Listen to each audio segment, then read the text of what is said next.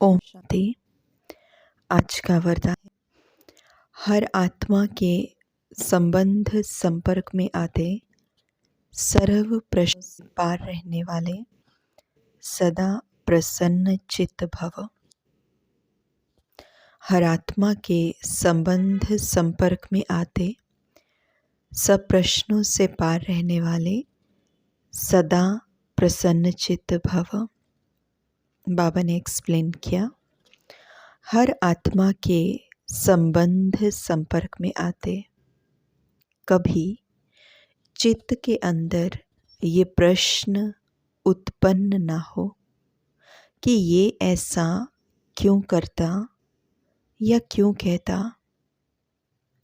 ये बात ऐसे नहीं ऐसे होनी चाहिए।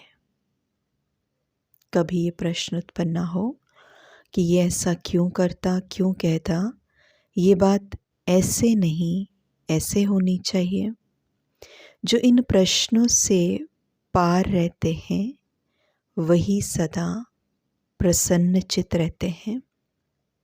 लेकिन जो इन प्रश्नों की क्यू में चले जाते हैं, क्यू मतलब लाइन में चले जाते हैं, रचना रच लेते तो उन्हें पालना भी करनी पड़ती, समय और एनर्जी भी देनी पड़ती।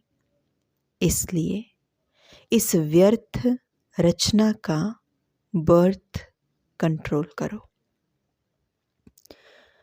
तो आज अगर हम पूरा दिन आज का ही देख लें तो उसमें हम ये ऑब्ज़र्व कर सकते हैं, या पिछले 1-2 दिन हम देखें, ये ऑब्ज़र्व हम कर सकते हैं हम कहाँ डिस्टर्ब हुए, मन की स्थिति कहाँ हिल गई। तो उस मन की स्थिति के हिलने का रीज़न ये होगा जो बाबा ने आज दिया, क्यों क्या किस लिए, ऐसा नहीं वैसा, ऐसे नहीं होना चाहिए वैसा होना चाहिए, ये सही नहीं है गलत है, डिस्टर्ब हो जाना। तो बाबा कहते एक तो ये प्रश्न पैदा ना करो, है ना। तो जो इन प्रश्नों से पार रहते हैं वही सदा प्रसन्न चित्त रहते हैं। कंप्लेनिंग बुद्धि ना हो, कंप्लेंट्स शिकायतें हर दम बस यही शिकायतें।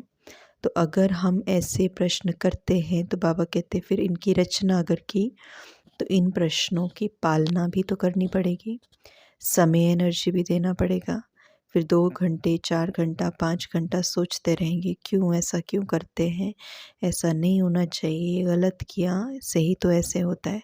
5 घंटे 10 घंटे समय एनर्जी वेस्ट करने के बाद we come to the conclusion कि चलो हो गया तो हो गया, अब ये तो चलो ड्रामा की भावी, अब हम क्यों अपना दिमाग ख़राब कर रहे हैं। तो ये 5-6 घंटे के बाद सॉल्यूशन पे पहुंचते हैं, और 5-6 घंटे की जो एनर्जी गई, जो समय गया, उसका खाता वो किसी खाते में नहीं आता। तो बेसिकली लॉस हमारा है।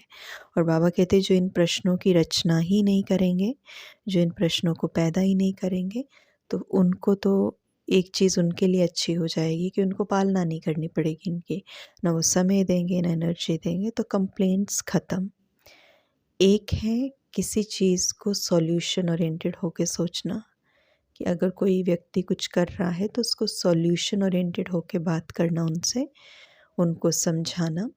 और जहाँ समझ में आ जाता है कि यहाँ कुछ होने वाला नहीं है, वहाँ पे हम अपनी बुद्धि चलाना बंद करते, वहाँ पे इस तरीके के कंप्लेंट्स में जाना हम बंद करते, तो हमारा समय भी बचेगा, संकल्पों का ख़जाना भी बचेगा, एनर्जी भी बचेगी, इमोशंस भी बचेंगे।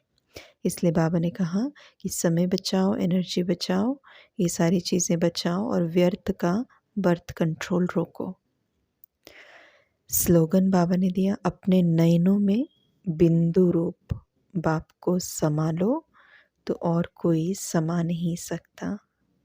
अपने नयनों में बिंदु रूप बाप को समा लो तो और कोई समा नहीं सकता। नयनों में समाना मतलब कि जहाँ देखें वहाँ बाप दिखाई दे। सो बेसिकली इसका मतलब क्या है, बाप को आँखों में बसाना मतलब उसके ज्ञान का जो परसेप्शन है, उसके ज्ञान का जो दृष्टिकोण है, वो चश्मा लगा रहे, वो आँखों में बस जाए। जैसे वो इस संसार को देखता है, उसके दृष्टिकोण के थ्रू में संसार को देखो। जैसे वो इस संसार के रिश्तों को देखता है, हमें देखता है, वैसे हम औरों को देखें। तो उसको आँखों में समाना मतलब उसके दृष्टिकोण को अपना बना लेना, उसके दृष्टिकोण को आँखों में समा लेना। तो जब हम ऐसे समा लेते हैं तो फिर हमारी आँखों में और कौन समा सकता है? It's quite impossible. तो इसलिए आज का स्लोगन, अपने नयनों में बिंदु रूप आपको समा लो और कोई समा नहीं सकता। ओम शांति।